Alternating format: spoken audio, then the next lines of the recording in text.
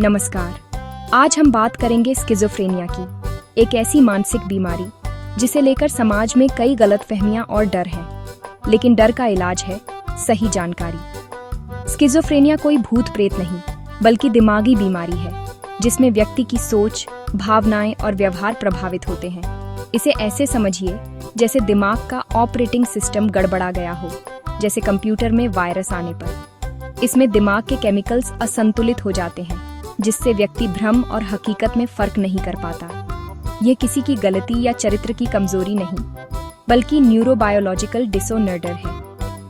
हमें इसे सहानुभूति और समझ के साथ देखना चाहिए। ये बीमारी आमतौर पर किशोरावस्था के बाद या युवावस्था में शुरू होती है और लंबे समय तक चल सकती है। लेकिन इसका मतलब जीवन का अंत नहीं है। सही इलाज और सपोर्ट से स्किज़ोफ्रेनिया से जूझ रहे लोग भी सार्थक जीवन जी सकते हैं। हमारा लक्ष्य है इस वीडियो के जरिए स्किज़ोफ्रेनिया के कारण, लक्षण, प्रकार और इलाज को आसान भाषा में समझना। जब हम इस बीमारी को समझेंगे, तभी हम पीड़ितों की मदद कर पाएंगे। तो चलिए डर को दूर करते हैं और उम्मीद की एक नई किरण जगाते हैं। स्किज़ोफ्रेनिया के पीछे कोई एक कारण नहीं, बल्कि कई फैक्टर्स होते हैं। सबसे बड़ा है जेनेटिक्स। अगर परिवार में किसी को है तो खतरा बढ़ जाता है, लेकिन यह गारंटी नहीं। दिमाग के केमिकल्स जैसे डोपामाइन और सेरोटोनिन का असंतुलन भी एक बड़ा कारण है। ब्रेन स्कैन में भी कुछ बदलाव देखे गए हैं। पर्यावरणीय फैक्टर्स भी अहम हैं, जैसे गर्भावस्था में संक्रमण, कुपोषण या जन्म के समय ऑक्सीजन की कमी। बचपन में गंभीर मानसिक आघात या तनावपूर्ण घटनाएं भी ट्रिगर बन सकती हैं। किशोरावस्था में नशीली दवाओं का सेवन जैसे मारिजुआना या एलएसडी भी रिस्क बढ़ा सकता है, खासकर अगर जेनेटिक फैक्टर पहले से मौजूद हों। स्किज़ोफ्रेनिया किसी एक गलती का नतीजा नहीं, बल्कि जेनेटिक्स, ब्रेन केमिस्ट्री और पर्यावरण का जटिल मिश्रण है। इसे समझना जरूरी है ताकि हम दोषारोपण की बजाय मदद कर सकें। स्किज़ोफ्रेनिया के कई रूप होते हैं। सबसे आम है पैरानॉइड स्किज़ोफ्रेनिया, जिसमें व्यक्ति को लगता है कि लोग उसके खिलाफ साजिश कर रहे हैं या उसे नुकसान पहुंचाना चाहते हैं। इसमें आवाजें सुनाई देना या यह सोचना कि कोई पीछा कर रहा है आम है। डिसऑर्गेनाइज्ड स्किज़ोफ्रेनिया में व्यक्ति की बातें और व्यवहार बेतरतीब हो जाते हैं, जैसे अचानक गाना गाना या मौसम के विपरीत कपड़े पहनना। कैटेटोनिक स्किज़ोफ्रेनिया में व्यक्ति या तो घंटों तक एक ही पोजीशन में रह सकता है या बिना उद्देश्य के लगातार हरकतें कर सकता है।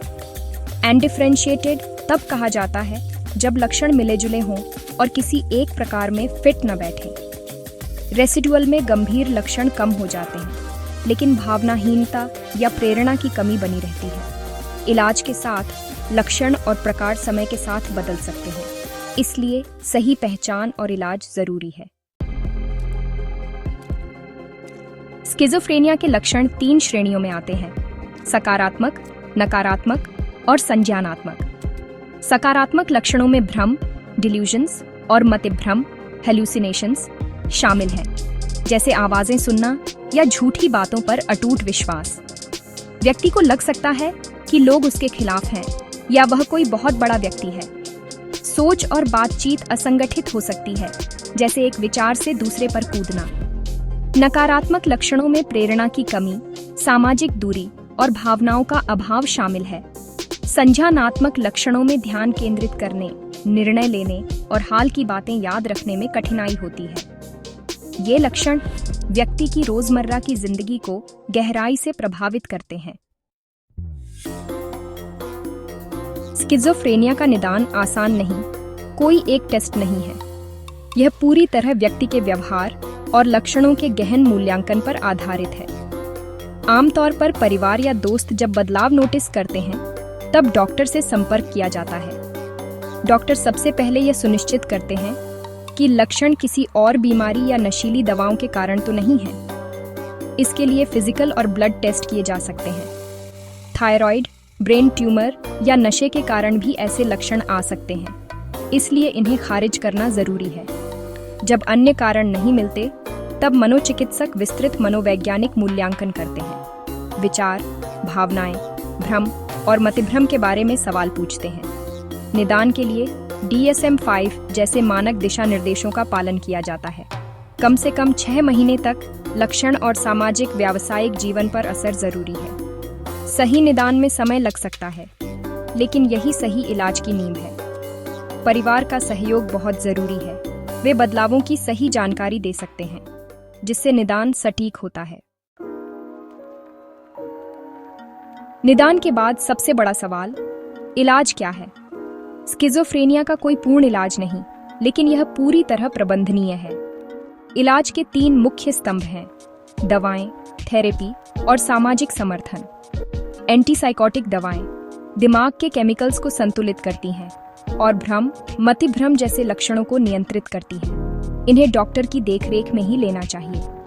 मनोसामाजिक थेरेपी जैसे cognitive behavioural therapy, social skills training और फैमिली थेरेपी व्यक्ति को जीवन कौशल और बीमारी को समझने में मदद करती है।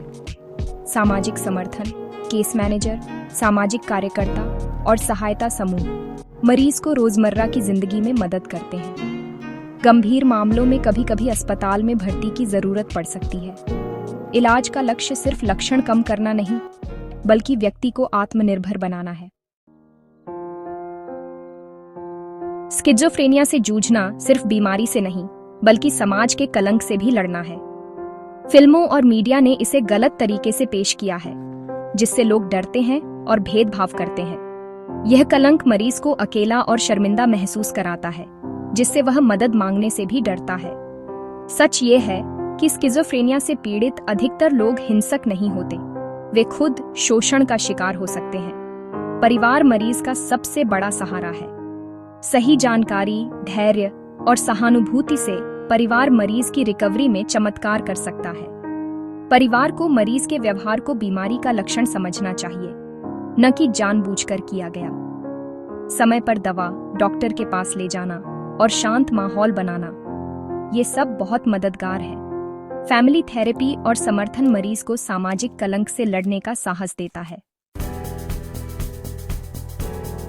स्किज़ोफ्रेनिया जैसी बीमारियों से निपटने के लिए समाज की भूमिका बहुत अहम है।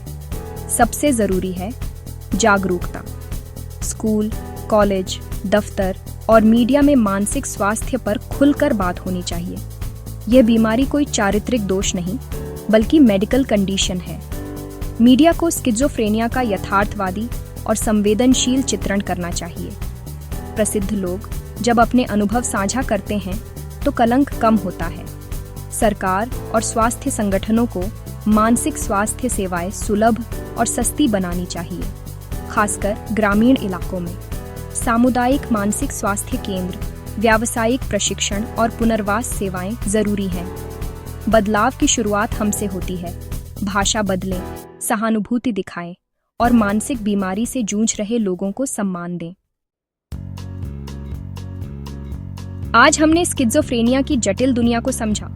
यह कोई अभिशाप नहीं, बल्कि मेडिकल कंडीशन है। इसके लक्षण डरावने लग सकते हैं, लेकिन सही इलाज और समर्थन से रिकवरी संभव है। दवाएं, थेरेपी और सामाजिक समर्थन, ये तीनों मिलकर व्यक्ति को स्थिर और सार्थक जीवन की ओर ले जाते हैं। यह एक लंबी यात्रा है, जिसमें धैर्य और निरंतर प्रयास चाहिए। परिवार और समाज की भूमिका बेहद अहम है। प्यार, समझ और समर्थन से मरीज को ताकत मिलती है। हमें जागरूकता फैलानी है, गलत धारणाएं तोड़नी है और करुणा को अपनाना है। अंत में, आप अकेले नहीं हैं। मदद उपलब्ध है, उम्मीद हमेशा है। सही दृष्टिकोण, इलाज और समर्थन से उज्जवल भविष्य संभव है।